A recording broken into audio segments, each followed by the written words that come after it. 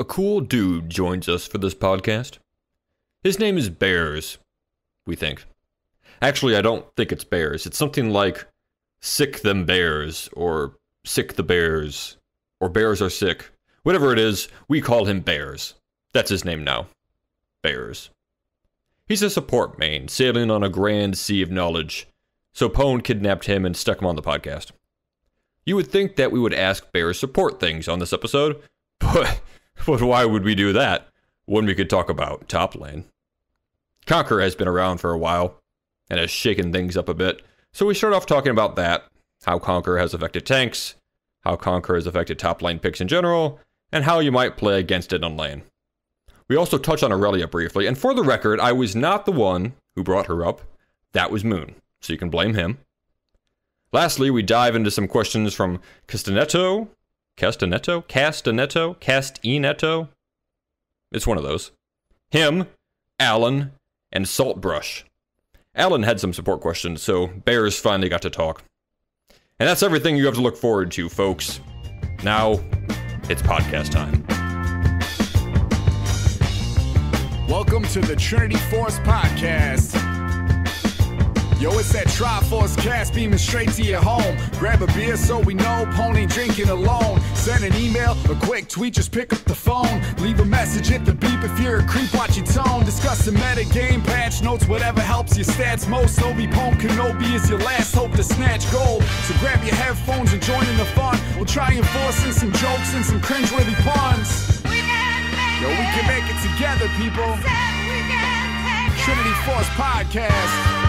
These boys are second to none. But that's the end of the intro. It's time we begun.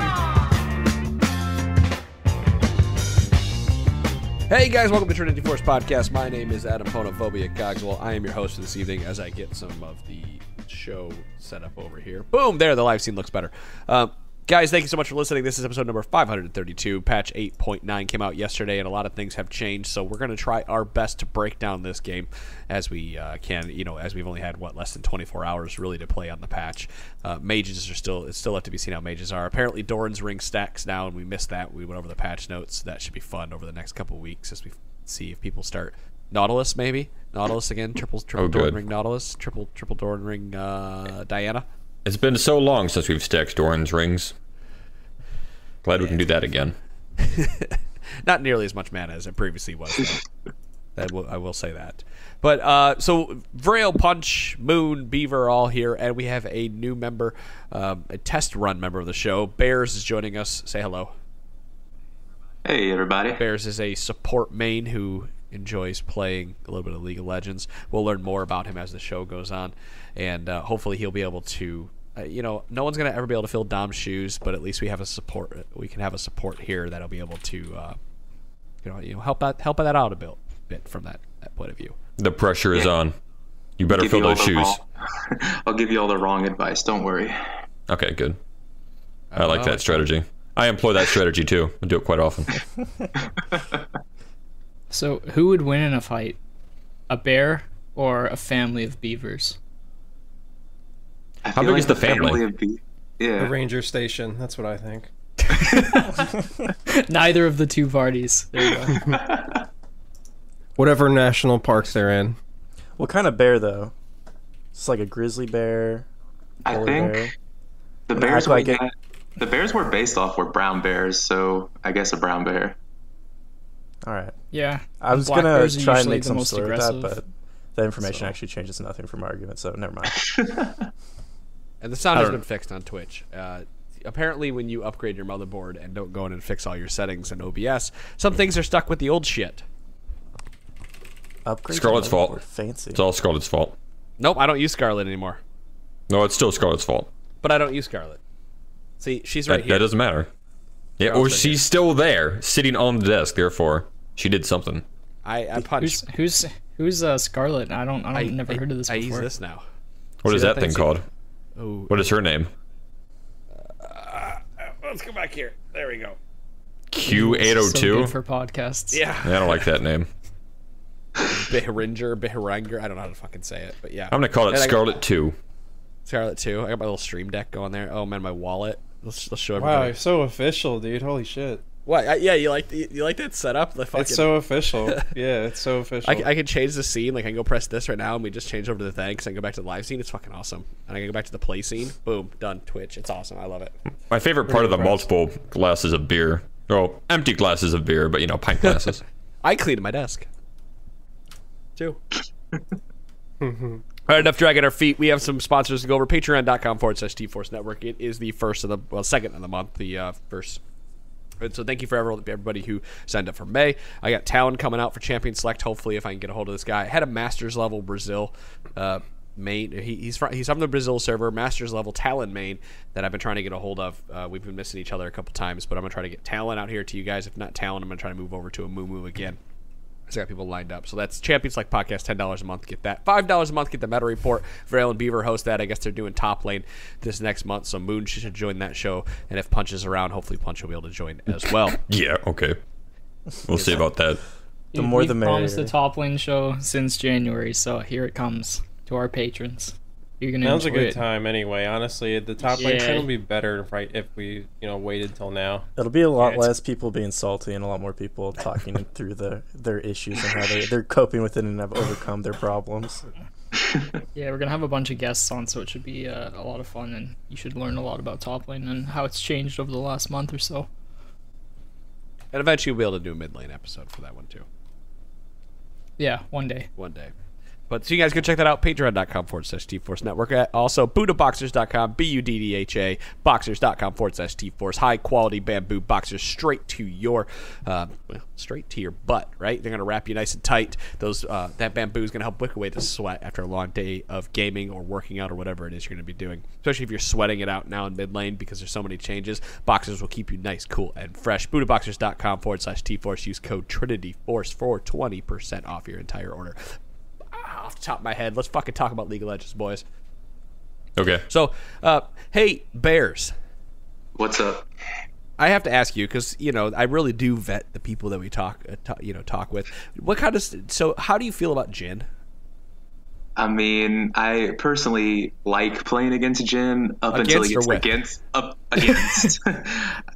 This is very, very important. Against or with? Against. I don't like playing with Jhin. Well, we're never gonna work. He's out. played a lot with my Jhin, so You that's the just problem. got cut, boy. Yeah. Ouch. I like to play like the Ardent Peely supports, and Jhin is not the best with that. So Oh, so you're like a Janna player. yeah, Janna, Lulu, Rakan, Sona. Nice. No, it's terrible. What's wrong with that? He likes to win. He likes to win, so he plays good champions. Yeah, I've also had the personal experience of playing with your bard, and it was next level. I have to say, one of the nastiest bards I've seen. It normally either ends up really well or really painful for my team. Dude, that works for me though, because I need to play some games. Excuse me, I need to play some games with you, and Jhin is my go-to in the bottom lane. He's the guy I've been playing with forever, so that's why I gotta ask. But hey, I can do Bard or Lulu. That's all good with me. All right, cool. But so enough of that. Beaver is basically hosting the show this evening, no matter how much I'm talking, because I told him to come with some topics. And he came with one. And then everyone told him that topic was only going to last for 15 minutes. So I'm putting him on the spot now and forcing him to host the rest of the show with that topic and see what else he can come up with. Otherwise, we have to fall back to listener questions, which might not be terrible because Bears then is forced to answer them. Yeah. Okay, so here we go, I guess. So I haven't podcasted for what feels like a month. I did not get to play on patch 8.8. I only got to play on half of patch. Wait, are we on 8.9 now? Yeah. Yeah. Okay, this is how much I know. I think I only played on like the beginning of 8.7.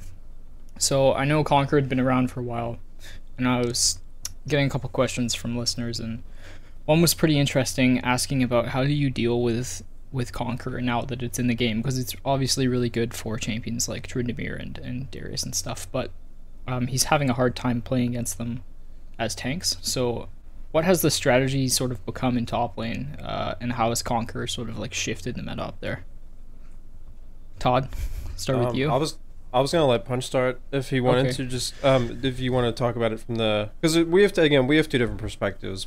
And I think honestly, this tanks are more about the 5v5, more about the team-oriented play. So I honestly think, Punch might have a good sense of how tanks shifting away has changed the more coordinated team play. Well, see, my perspective is I haven't noticed much of a change. Part of that is because of I haven't been playing very much either, but I've been seeing the usual suspects for a while now in top lane: Fiora, Darius, Gnar, Irelia, if I'm not playing Irelia. So, I mean, I haven't noticed a huge meta change, but some of those champions, namely Darius and Irelia, are taking Conqueror. I have noticed that it's very telegraphed, so it's pretty easy to know when Conqueror goes off and when you can disengage. From a Darius perspective specifically, oh, that was hard to say. A Darius perspective specifically, you kind of want to go in for short trades in general with him, because obviously, you know, the longer you're fighting Darius, the more bleed stacks he gets, and the more AD he gets from his passive. Conqueror just adds to the list of reasons that you want to fight him long term. So I think, you know, as a tank, you don't have you're probably not going to have a very good time fighting Darius. You're just looking to survive the laning phase, and like Todd was saying, you're looking to help your team later on in those team fights. So that was my perspective. I don't have all that much to add. I mean, from my perspective, I feel like the top meta has shifted into two categories. You're either an auto-attacking oriented bruiser, and you're taking Conqueror and you're staying in these long engagements, or you're playing a burst character and you're trying to get in and out before the Conqueror user can really make the most of it. And so, like, the problem with tanks is that, you know, they don't have the sustained damage of those, you know, long sustained fighter bruiser types with when they're running Conqueror. They neither have as much damage, and they also can't, you know, survive as well. So you're seeing a lot of Trinity, Renekton, Aatrox is a big one right now that I think has really come out of left field. We weren't seeing him at all, and now I'm seeing him like almost every other game, if he's not banned. The only tanks that I still see are like Ornn and Malphite and like Maokai, like the people who can farm from a distance, or, you know, just have incredibly safe lane phases, because that's like the only way to deal with Conqueror as a tank, is to just, you have to play somebody safe. Yeah, so the idea being, like, you can't beat Conqueror as a tank. You just have to be able to understand what it is and how to play around it effectively, right? I think when you analyze Conqueror, its purpose in the game is to circumvent defense. So it would make sense that a Conqueror Bruiser would beat a tank in a 1v1. Like, to me, like, that's what the purpose of that keystone is. So the solution is you 2v1 instead, where, like, the Conqueror, you know, doesn't offer any defensive properties. You know what I mean? That's only good when you commit to an all-in fight. Or you play some kind of tank that has maybe a disengage, because again, Conqueror, you know, it'll fall off if you back out. There's that window you have, that 4 seconds where it builds up, and then, you know, you have 3 seconds or something like that, you know, you have to break away from combat to drop it.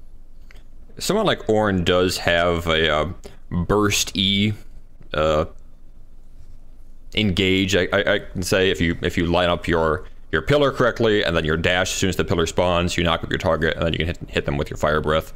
But as soon as that's over, you want to get out of there. You want to disengage the trade, because again, Conqueror, long trades against Conqueror don't work out well for you. Yeah, I think that thing you brought up about the 2v1ing the person with Conqueror is pretty important, because tanks always have, you know, well, I shouldn't say always, but typically they have a lot more utility to offer their team, and therefore you can play around those windows of opportunity to provide that utility. So like the Malphite ultimate or a Shen ult, etc. The thing about, like, the Conqueror charge time is that it makes their engage really predictable, because they're not going to go in until they have Conqueror prepped, and then as soon as they do have it prepped, they're looking to go in as soon as they can.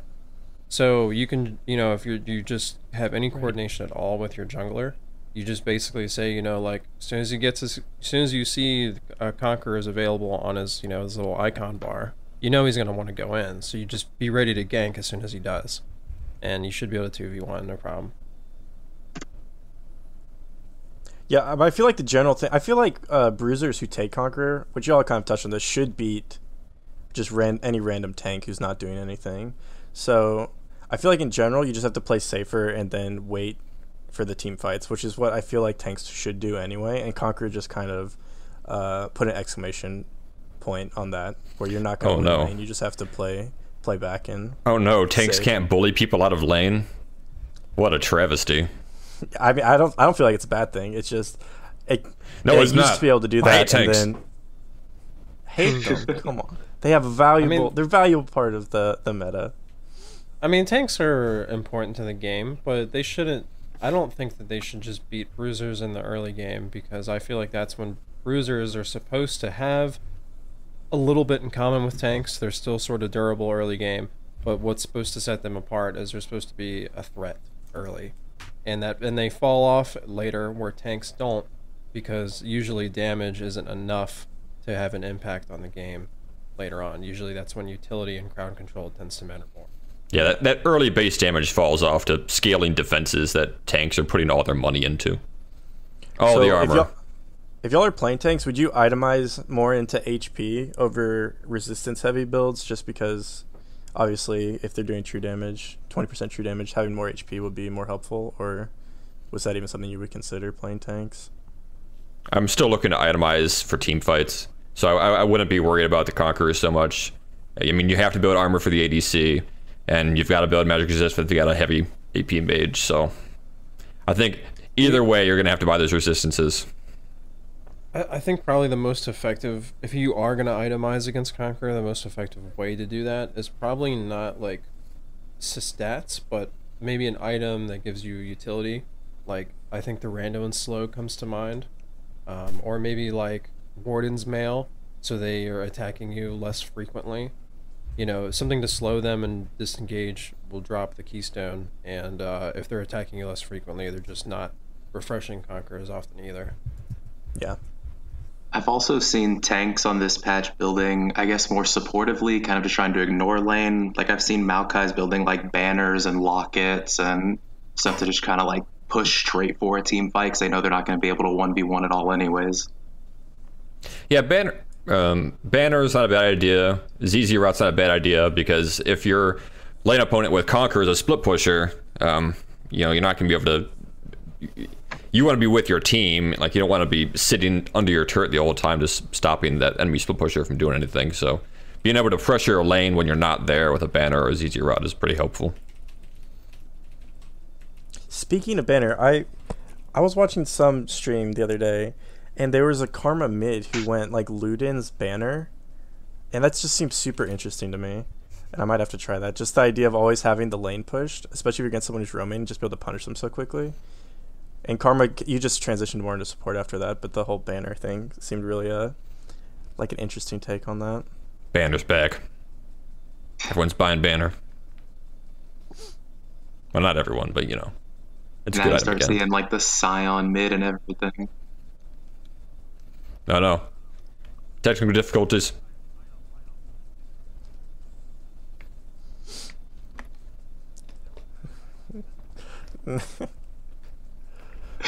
Both of our hosts just left us.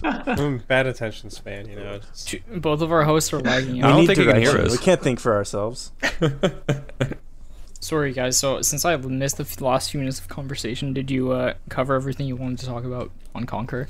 We destroyed Conqueror. Conqueror's been dealt with. You destroyed it. I mean, we talked about... It's been nerfed on the PvE already? We covered Conqueror versus tanks, you know, which is what the question was about. I mean, we could expand and we could talk about, like, what keystones are, you know, viable, like, and competitive, I guess you could say, in the top lane right now in a Conqueror-dominated meta. I think that would be very interesting to find out, for sure. I mean, I still think Grasp has a place. I take Grasp on Garen right now, and I feel like it actually does fairly well. They both kind of function the same way. So, like, Conqueror and Grasp, you can both prep them using minions, and they both take 4 seconds to prep, and they both get utilized on your first auto attack. But the difference in those two is that Grasp is like a one and done, and Conqueror, like the longer you stay in combat, the more you get out of it. And since I was kind of talking earlier about how you want to play around the cooldown of Conqueror, I feel like taking Grasp Garen into Conqueror matchups encourages me to, like, you know, play a more hit and run style, which should, you know, keep me from taking too many extended trades, which is gonna, you know, when the Conquerors are users are gonna be the most threatening. It's very interesting. Punch, have you been playing a lot of Camille still? Of course. What else would I be playing? What keystone do you take on What a her? silly question. Comet. It's always Comet. You take Comet so you can poke people out. It- Are there other champs that take Comet? Are there like many range top laners that are in the meta right now? I see. Who did I play against today that took Comet? I played against a couple people. I played against a Malphite that took Comet. I can see that. Sure. Yeah, Q will proc it, and you know, you get the slow and stuff. Did he eventually build tank or AP? He got dumped on in lane. I went 3-0. He didn't build anything So because you killed him. yeah, he had no money. Okay. He built I don't know, he bought a keyboard with his gold, I guess, because he was doing a lot of typing in the all chat. So that's what he spent his gold on, I think. Like, Gnar comes to mind as somebody that could use Comet, but he usually takes Aerie. Just better. More consistent poke, because he gets Aerie back so fast. More boomerangs, more Aerie. Yeah, I do have a question on Darius, because when Conqueror came out, everyone linked this to as a possible choice for Darius. But Phase Rush kind of brought Darius back after Darius got some buffs and Phase Rush got some buffs. So I wondered, Moon, if you have any preference on this. It looks like Conqueror is the most taken rune for him, but I mean, Phase Rush is still pretty good, isn't it? I mean, just on the topic of Darius, I think he's like S tier right now. I think Darius is like probably the strongest lane bully in the game at the moment. I think his 2 rounds of buffs, 2 patches in a row was too much. You know, sorry Darius players. I like to play Darius too, but I think he's a little too strong. That said, I take Phase Rush. You know, being able to reposition, you can proc it really easily, auto W, and then while they're slowed, you use your Q, which is like the natural combo anyway, so you're not going out of your way to use your abilities differently, and you're getting the free mobility. So you can either disengage immediately and like a lane trade, now, you know, bam, you got your damage, you got the heal, they can't do, there's no way they can win that trade. And in a team fight, you're just using that to stick to the target instead, so you get 5 stacks. It's really good. Conqueror, I think, is wasted. I think Darius is too much reliable damage and too much built-in penetration and true damage, like, as it is. Like, with 20% more true damage, I mean, like, why? Like, what is he really getting out of that tree? Like, the attack speed? Like, just build Trinity Force first item. Like, yeah, who builds Cleaver anyway these days? I don't know. I think Phase is the better choice. I would say that playing against him, seeing a Darius with Phase Rush is scarier, because I'm already programmed to not go in for a prolonged trade against Darius. So if they have Conqueror, like, I don't have to change my playstyle at all. But against a Phase Rush, that guy can run me down. Like, I gotta make sure I save my disengage if I'm gonna trade against Darius. Because if he hooks me, I gotta get out of there, or else he'll just stay on top of me. I mean, realistically, against Darius, you have to save your disengage no matter what, unless you're strong enough to kill him in an all-in. Yeah. And he is better in an all-in than most characters, so that usually isn't true. Does that mean even after the round of Garen buffs, you're going to Darius for the super fast climb into Masters? Well, Darius is still my ban right now, but today he slipped through, and I chose not to pick Garen because Darius was open. So yeah, I did pick Darius one game today. I'm a traitor. Free win. Yeah, free win. No, we lost. Team too heavy, but it's okay. Always. It didn't hurt my Garen stats. Team too heavy, hey? I That's the classic. went 9, 6, and 14 on Darius with a. So you know, you tell me.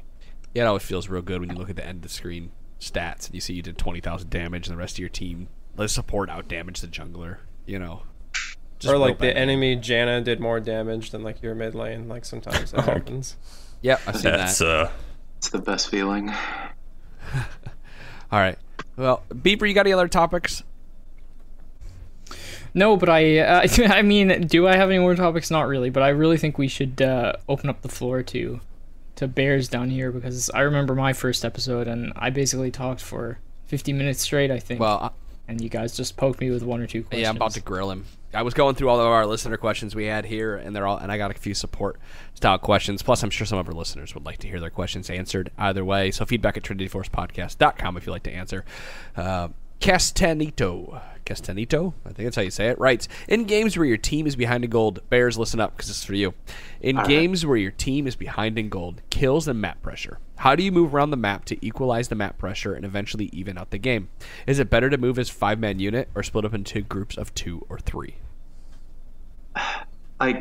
I'm not great at games like this where you're playing from behind, but I always feel like it depends on your comp. Like if you have like a Jax or a Trinity or a Darius or like some kind of top laner that can split push, you try to leave them in a lane, get some pressure, let the other 4 try to hold mid as best they can, hopefully have some wave clear, hopefully just sit under turret, not die. You know, you can't always tell your team what to do, but you kind of just like, hey, let's sit back. Let's try to get some gold back. We're not going to be able to team fight. We're not going to be able to do anything without a good pick. If the split pusher dies, well, at least they hopefully have to send some people out there so we get some farm. We can try to get some objectives, and you should try to like get some gold, try to work your way back into the game. I mean, those games are really hard when you're behind in gold, map pressure kills, but you can try to stall it out. Yeah, I had one of these games last night, and we stalled until someone made a mistake, or a culmination of a couple of mistakes. And there's not much you can say unless you're playing with somebody else that can help you. Like you'll always have that Caitlyn who goes out to the side lane and farms at 30-40 minutes in the game and gets 1v1'd by the Nocturne, right? Like you just can't stop that. It's unfortunate, but you can't stop it. In other words, really, you have to hold. You have to fortify your base. You have to dig your heels in. You have to sit there. Now, it should be a little easier at this point, going to 8-9, because Baron is harder to take, meaning you have more of a chance to potentially come back, because those mid-games where they wipe and they have 3 people left, they're able to take Baron, they're not going to be able to do it anymore. So there should be more time and more ability for you guys to start working on to come back, even though you're down gold. But in my opinion, in those type of games, you dig your heels in base. You send that Jax, that Fiora, whatever it is, down to pick up as much farm as they can, but they should always be ready to come back to the team after they take 1 or 2 waves. Generally, take 1 wave, come back to the team, let the wave come bounce back in near your turret so you can take the other, the next one. Because team fighting in those scenarios, I've found, is something that you should be looking to do, because a lot of times the enemy team who is ahead starts dicking around and they only send 2 or 3 people to beat down a lane, and it's easy to 5v3 that team even if somebody is super fed. Yeah, it's also super easy, especially as a support main, like just getting vision, because people get cocky when they're really ahead, and you can make picks really easily. You'll see like 80 carries walk up to try to one-shot someone when you just jump on them and kill them. So if you do your best to just get vision, sweep what you can, get wards in catchable areas, and you can make a pick. You can slowly turn that over time into an even game. You win a team fight. Normally it's late enough, you just win the game off of it. Yeah, turn objectives, man. Kills into objectives. Bears, I'm just curious. So Dom is I'm sure you've heard the show before. He's very fond of the ward behind the dragon pit, and no one tends to sweep it. Do you have a sort of like a niche ward or a favorite ward that you like to place in a game? I pretty much my favorite wards, at least for laning phase. I always try to get one on the blast cone area, their blue, and then normally a red in Triforce, or if you're on the other side, then their red, their Tribush, and then a defensive ward somewhere. I don't like red side as much, but pretty much just I like getting deep wards early and just trying to find their jungler just to help everyone else out on the map. I mean, normally if you can find their jungler in their jungle, you can kind of predict where ganks are going to go. Yeah, I'm glad you bring up the blast cone, because that's something a lot of people don't do, is they'll just put kind of a lazy ward in the bush and think they're safe. But as soon as that blast cone spawns as a jungler, if you use it and you are in the bush when the laners see you, it doesn't matter where they are in lane. You've sort of wasted the vision, you've circumvented it, and you're basically on top of them by the time they see you. Yeah, if you can see them coming from the blast cone, at least you have a little bit of time. But by the time they're over the wall, they're pretty much on you. So. Interesting. Anybody else want to add to that question? Or we think we covered it? It basically comes down to waiting for the enemy team to make mistakes, which is what y'all pretty much covered. I mean, as far as the grouping up or splitting, it's a pretty fine line, because you don't want to stay as a stack of 5 when nothing's going on, because then at that point you're just wasting farm, and that's kind of how you get back into the game, is through gold, right? So you still have to keep your farm up. You can't let that go to waste. But I mean, if there's something going down in mid lane, if the enemy team is grouping as 5 and push down mid lane, you should certainly be grouped up for that. When you're warding defensively, sorry, can I jump into another topic? Sorry. Or do you, keep going. Okay. No, you're saying exactly what I was saying. I was just going to say, when you're warding defensively, you do want to stay together, 2 or 3 people to get wards in your jungle, because if you can't see the enemy team, they could be waiting for you in dangerous places, like the bush right next to you. Yeah, all I was gonna add is, like, every game there's, you know, one team ahead and one team is behind. Are there any like common mistakes you guys? Because it's very easy to say, you know, what we should be doing. Yeah, we should not be dying. We should be getting as much gold as possible and getting picks. What are some of like the common mistakes you guys will see in your games when your team is behind or the enemy team is behind? The mistake. Biggest mistake. Oh, go ahead. You first. Biggest mistake I make personally is farming too far out of safe range, basically. You know, just too far up. That's pretty much like the biggest one in solo queue, I really feel. That is the mistake that I love to take advantage of the most, when the AD carry does that. As a dirty Camille player, I will wait in the enemy jungle, wait for the AD carry to leave their tower because they want to farm the lane alone, and then just kill them, because no AD carry can duel a Trinity Force Camille. So if you can do that a couple times, if you got one of those AD carries that just doesn't learn their lesson, you solo them in the lane, and then you go back into the jungle and they think you're gone, and then they respawn and come back to farm the lane again, and you kill them again. Man, I did that 3 times to a Darius once. That guy was pretty angry. He was pretty upset, and the game was over at that point, when you've got a Draven who's, you know, off his rocker. The biggest mistake I think I make in a situation like that is I take the most direct route through the jungle, even if we don't have wards. Like, say there's 3 of them showing top, I'm like, well, the other guy's probably not here, but then I'll get caught because I was just trying to get there as quick as possible rather than taking a safer route. It might take a little longer, but going like the long way around is normally better. Right. What about you guys? You bot laners? Any mistakes you see or that you guys make? Can we... sorry, I know this is like going back to top a little bit, but somebody in Twitch brought up Irelia. Can we just like switch gears back to top for like 1 second? Yeah, go for it. Is that too late? Yeah. Do you guys feel like Irelia is a problem? I feel like Irelia is like super easy to handle. I feel like if she doesn't get handled early, it is almost impossible to deal with her late game. Like, a lot of the bruisers or top laners you see are pretty easy to peel off, but Irelia just kind of like flies around the map. She turns on her W as soon as you try to CC her. Just feels really hard to peel off an AD carry, whereas like Darius is whatever, Garen's whatever, Camille's pretty easy to peel too. But if you let like even Tryndamere and Jax and people like that are easy to peel. Yeah, too. But if you let Irelia get to like her Trinity Force Sterix, Titanic, or whatever she goes, I feel like even as Lulu, like, I just can't do much to her. She just ends up killing my AD carry, and I feel kind of useless.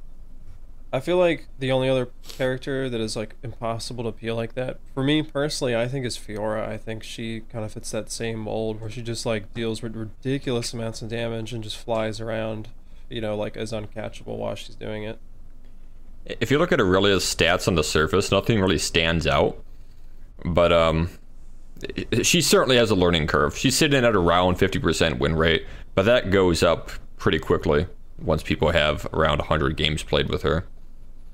I think I think, Todd, what you were saying, that she's really easy to deal with in lane, I think that is true for champions like Garen or Darius or, you know, but that's the thing, though, right? That's my whole argument, though, is Mm-hmm. I think Garen isn't very good in lane. I think we actually just so did if he Garen can beat her on Reddit, yeah, if Garen can beat Irelia early, why I see her get banned, and I honestly am just confused by it. I think people feel like the game's on a timer when they're against her. I don't think she's as bad. I don't think she scales as hard as Fiora, but it definitely feels like she can get out of hand once she gets her items. So if the Irelia players doing it smartly, she'll just try and farm and not fight you in lane, and then outscale you later. Which I think it's really frustrating playing against characters like that. It's the same thing about playing against Nasus. Like, everyone knows he has a pretty terrible early game, but you're just scared of what he has the potential to do if you can't deal with him.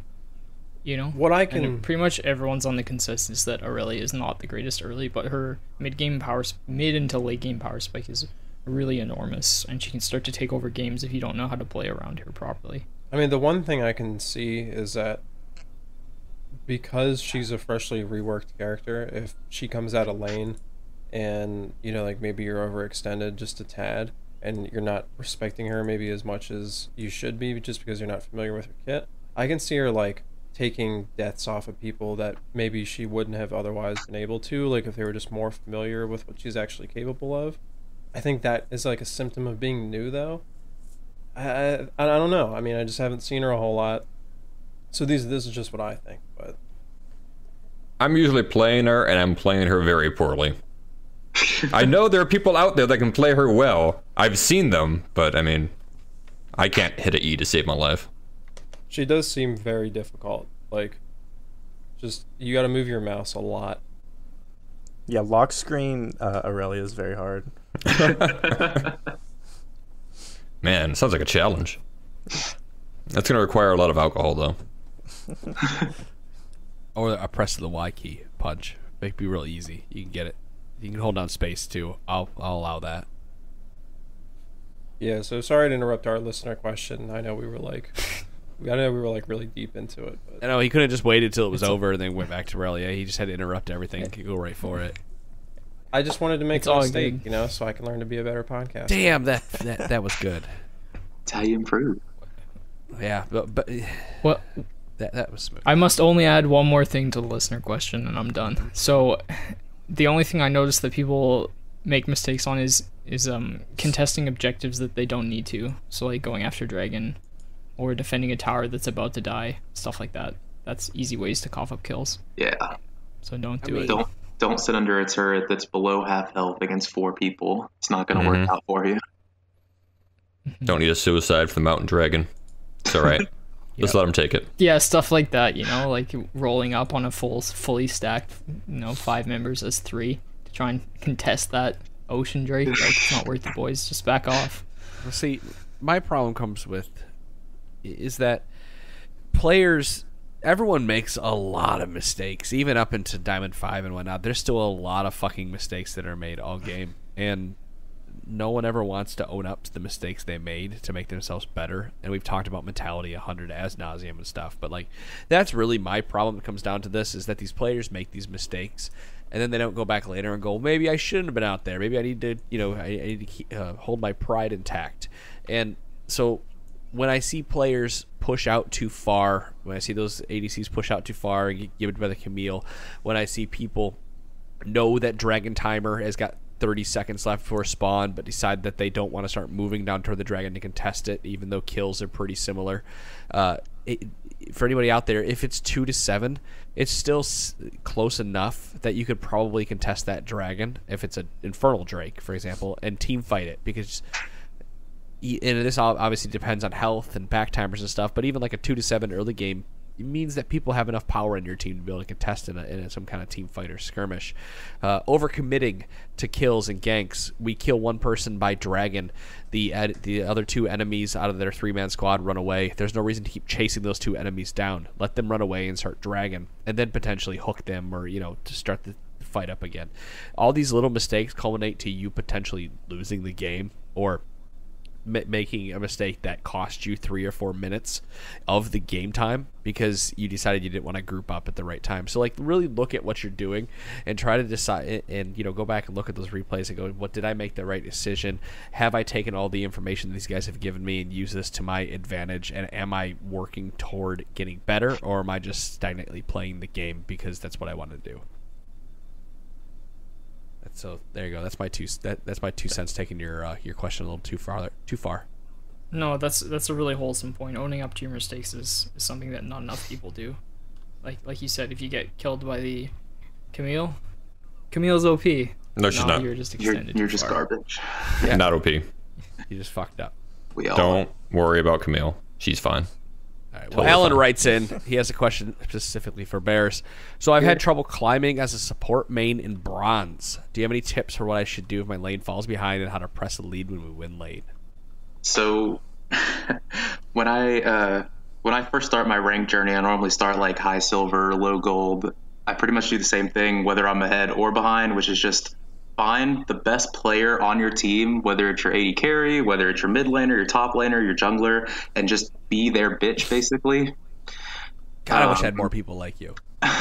Like, if your AD carry is good, stay in lane with your AD carry, push down your turret, get first turret, push to the next turret, draw pressure, try to rotate out, try to win around the map. If your AD carry is garbage, let them die. Go roam with your jungler. Go mid is 3. Go gank top is 3. Get your jungler mid to come bot and gank is 3, 4. But like, when you're in those lower elos, I feel like sitting back and playing defensively doesn't really work because you need to make more active plays to try to get ahead.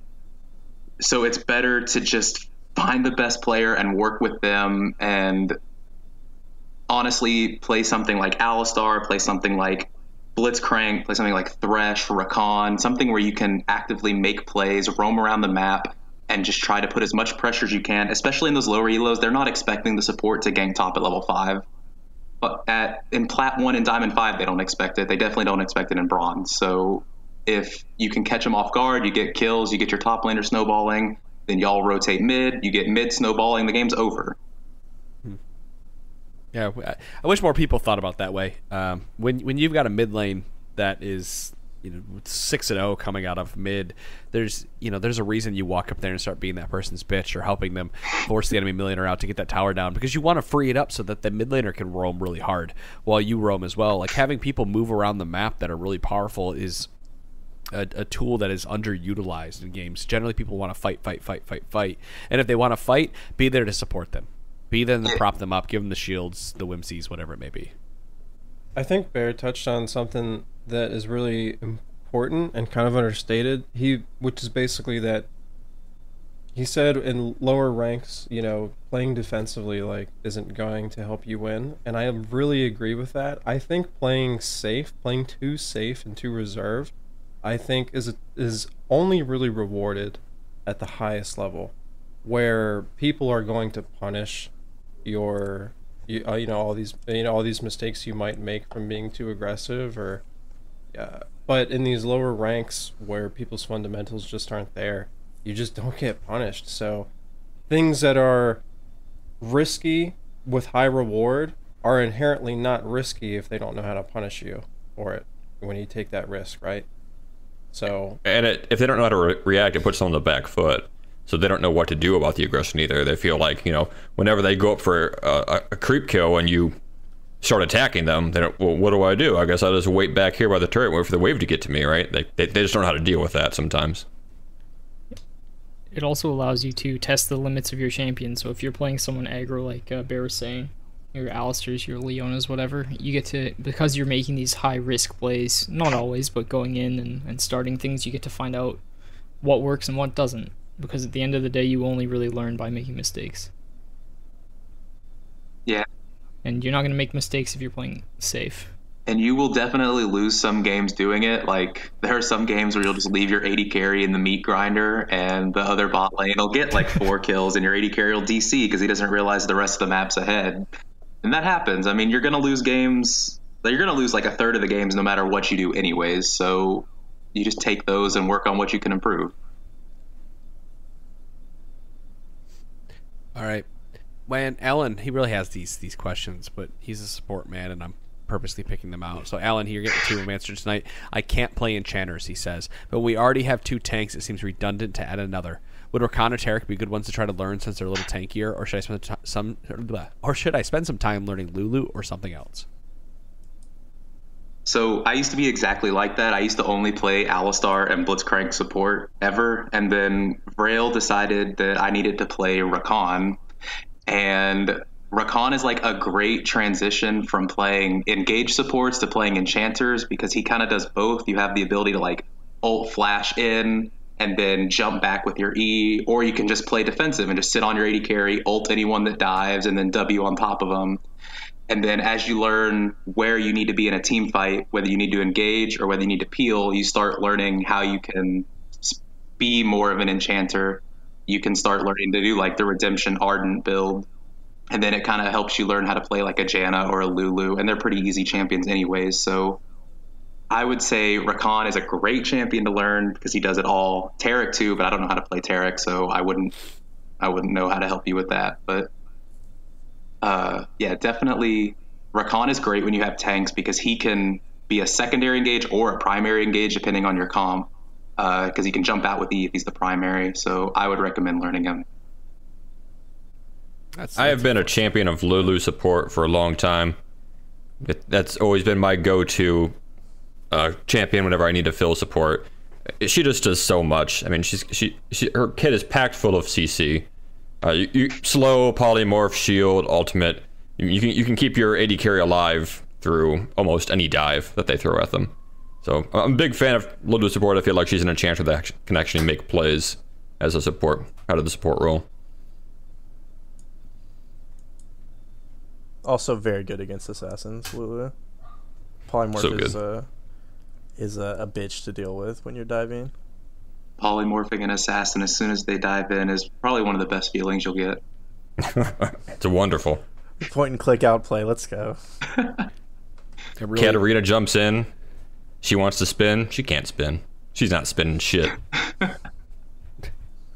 I really like What Janna's. I was gonna say I really like Janna's support. I know we've talked about this and she's come up a number of times, but like, if you go listen to the Janna podcast we put out on Patreon, right, the champion selected, it should help you out quite a bit. But I've always felt like her being picked anywhere at any elo can really help somebody climb because she forces you to learn multiple play styles as you transcend the ranks.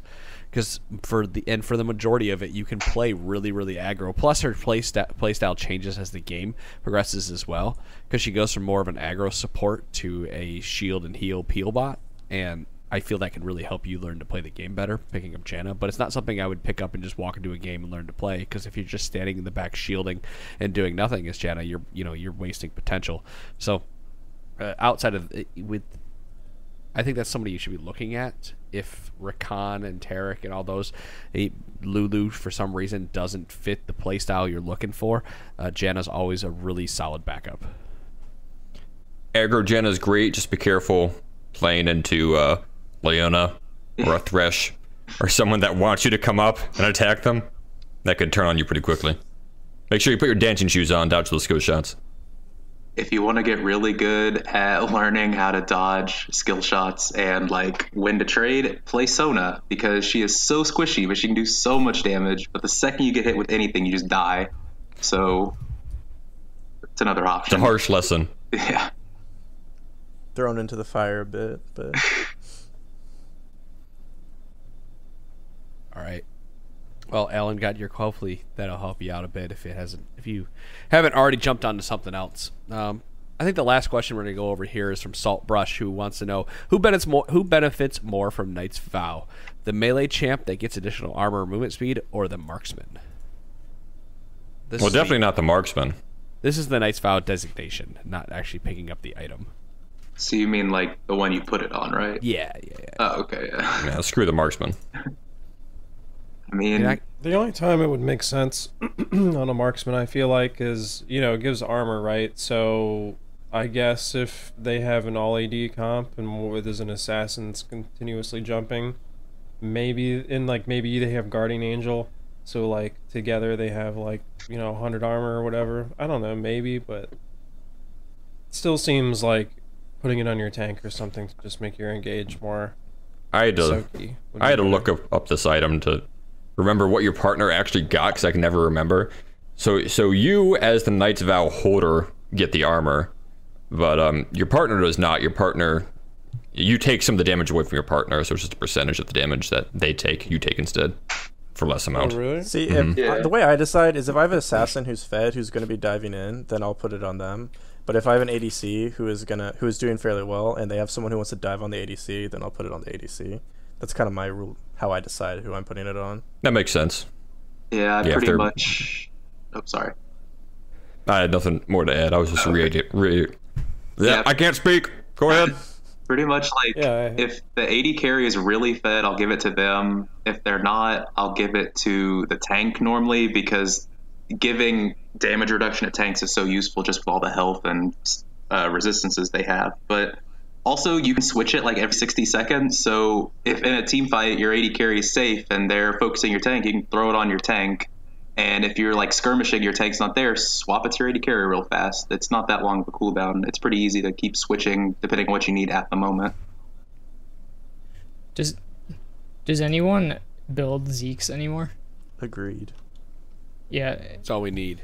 This is what it's come to. That's just how you. Yeah. Any Rakan Zaya, you normally rush Zeeks just for the all-in potential. Interesting. Because they've reworked that item a I've couple seen times, Trundles right? building Trundle? Zeeks. Yeah, right now it's like it gives the support a slow and the AD gets like magic damage on autos. That's not bad. Yeah. Yeah, I played against a Trundle who went Cinderhawk into Zeeks and was just impossible to kill. He's just running at us. It's terrifying. It's horrible. I think the only argument you could make for Knight's Vow being on your ADC as opposed to being on your melee character is because it does have a 60-second cooldown, if you're going to follow your ADC around and you don't think you're going to be sticking with that melee, then it would probably make more sense to keep it on the AD, otherwise it's probably wasted. Maybe if the melee is diving super deep, like if a Shyvana, and that's your option, because it does have 1,000 range. But I mean, that would have to be like they would have to be engaging the enemy team while you aren't there with them, which would be ill-advised for them. I just mean like you wouldn't put it on your top and then Go pop. Have them go split push. At dragon and then they go split push. Yeah. And then you guys go 4 mid. Like unless you're grouped as 5, it's probably better on the AD. But yeah, like Bear was saying, if you're trying to stick with your, sort of best player on your team, ideally the most fed, then the idea of the item is just to keep your best player alive so they can deal more damage, right? Yeah. At the end of the day. Like even that, what is it, 6%, 8%? I don't know how much damage reduction. I mean, it's 12 for melee and 6 for range. okay. So even 6%, while not a lot for an AD carry, it could be the difference between life and death, depending on if they have Tabi or if the assassin's not super fed. So It has come to this. Nobody has a good way to transition to the next point or next piece of conversation. Except for the host who is sick. I hate life. How are you sick? Yeah, Is this a hay fever or allergies or what? it's gotta be. the bubonic plague. I think I've been complaining about it for about 3 weeks, and I'm pretty sure everybody's annoyed with me by this time. And I would listen, listeners. I'm annoyed with myself, okay? Because I hate it, and I don't want to talk about it anymore. I heard the pollen is everywhere. I hear the pollen speaks to you if you go outside down there. It's true. It just It comes just- up and it forms a little yellow face, and it goes, "Hello, I'm coming in your lungs now." Oh man, that's terrifying. I never want to move down there. Well, don't, buddy. Save me a warm hearth up there, because I'm moving back east. Sounds You should good. just Hell yeah. come up Back to to the Canada. proper It's, time it's zone. nice up here, man. Warm today. Mm-hmm. But anyways, I was saying, so since Dom is no longer on the podcast, and it has been the tradition, well, since last time I was on the podcast, to pick a tilting team comp. What do you think the team comp that would tilt Dom off the face of the earth if we had to whip one up for him? That's a tradition. Ooh. That's a tradition. Well, I'm starting it, okay? It's the second time we've done it. Dom is no longer here, so yeah, can't argue. What are you What was guys the picking fir- in your role to tilt him? Remind me what the first one was. The 'cause first I one, sorta- Adam wasn't here, so we picked a team comp that would just tilt him off the face of the earth. And I don't know if he listened to that episode. I but missed it was that a pretty episode. funny segment. You should go back and find it, or we'll look for it for you because it was hilarious. I'm gonna have to go back and find that, because We had a pretty good team comp for you. Dom I is don't remember that trickier. I know I it don't know if you involved were a there, lot. Todd. Very little peel. Yeah, I don't very think little I was. tanks. There was little to no peel. There was multiple 80 carries, and we planned on funneling our gold into 80 carries and other roles. So Yeah, it worked like out well. I mean, I legit know Dom, but that's the problem, is I don't think there's any team comp that would like tilt Dom off the face of the earth, because he would just try his hardest to make everything work no matter what it was, right? Like, you could look at something, he'd be like fucking Cassidy or Karthus top lane or Karthus jungle or some horse shit, and he'd be like, well, I'm just gonna come help the Karthus jungle real early, and I'm gonna sit here and really help him get through. He dislikes incompetence, so I feel like We have to choose the most incompetent. If you play a champion with like an ultimate bravery build or something like that, that might get to him. Just something that doesn't work at all. I know Dom has a high expectation for Garen now. He was always talking about that. true. So like somebody who's not me playing Garen would probably Putting be Josh on mid Garen, that would be nice. Like Hey, making into my something like lethality a Garen's Casio not or- terrible. It's not terrible. I My Garen disagree. jungle's pretty trash. Adam's It's not played good. The bootless Garen jungle, so Bootless fresh. Garen jungle. I forgot Oh, yes. to buy boots till a good 30 minutes in. A jungler that sucks at ganking, that would get him. And then you Yes. never go bot lane, of course. No, never gank it's bot not lane. about not about ganking. It's a jungler that never ganks, right? Because he's always bitching about how the junglers win the game now. And if you have a jungler that's just an herbivore, Sure, yeah. Or what about a jungler just like typically would feed first blood? no, feeding Not doesn't that you- tilt. It's Well, more of of the course- jungler that of course never not. ever ganks and can't do anything, right? Or tries to gank and then just completely fails and dies. He should just like walk up like right when they shove to the turret and it's impossible to gank, and like leave as soon as like it's starting to reset and just never come back. So I just have to become a super incompetent jungler. But you're not too far No, off right tilt now, him. so That's true. I haven't played for like 3 weeks, so I probably am incompetent. I don't even know what the meta is. Apparently Graves is good now. That's what I've heard. I do I've seen a know lot of Graves. that if you want to tilt Dom, like and legitimately if you ever want to tilt him, play marksman with him and take all of the CS when he has a relic shield. That tilts him so hard off the face of the earth. Very important. Inefficiency tilts him for sure. Yeah. Dude, Dom is broken. He didn't even go for the melees with Relic. He goes for the range. He just is like conditioned to not even try. Oh yeah, I know, right? It's because I stopped playing for like a month or something. I came back and I think we played a bunch together and I broke him because I just kept taking him and I wasn't even thinking. I'm just like autopilot at last hitting and he gets I'm so mad at me. convinced he only likes playing ADC with Punch because Punch is so gracious and just gives him all the CS he wants. We've lost the last few games, though, so he might be over me. I don't think losing tilts him though. That's not what tilts him. It's when people are stupid. Yeah. You know what's funny is I lost a couple games with him too last time we played. He probably was just like, you know what? I need a new group of friends. I'm out of here. I know. I haven't Wait, have seen we him checked the online. other podcast rosters recently? Like, has he joined someone else? No, but that's why we have Bears now because Bears isn't going to tilt like that. See, Bears doesn't care about Relic Shield. Bears is the man. He just gets in there with his coin or his froststone. And he just fucking pops people in the face. Is that going to be on the TFN contract? You cannot take Relic Shield in a game. Or been I'll a treat rule. Bears better than I. See, the thing is, here's how this is going to work in real talk: is that I've learned all my mistakes from playing with Dom, so now I have a fresh slate to carve. So we can just go. We can start from the beginning here. Listen, you can get all of the Relic Shield procs. All those melee minions are all yours, buddy. Aw, thank you. I think he's just getting your hopes up. Don't trust him. So is the consensus there's not a team comp that would tilt Dom? I think that's Yeah, kind of it's, what we're it's getting at. player personality. He's got too Yeah. strong of a positive. I don't think it's mental hero attitude. specific. It's a true support main. There's Yeah, because I've been in those games where it's like a weird and random shit where you've got double or triple AP with a double AP with a Master Yi jungle, right? So you've got like Karthus, Diana, Master Yi, and then you're like, well, how the fuck do I fix this? And so he'll just go ahead and pick Tarek or something, right, to try to help him. And he's always like, well, if I pick this, I could do this and I'll be able to help our team if they engage us. I'm like, well, Dom, you have more faith in this team comp than I do. So, yeah. All right, I think we're gonna go ahead and end it there. We made it to an hour. We somehow squeezed a bit of water out of this rock called the Trinity Force Podcast.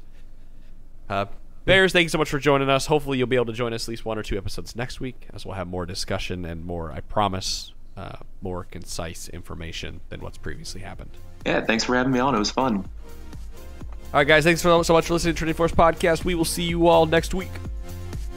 See you. later. Peace.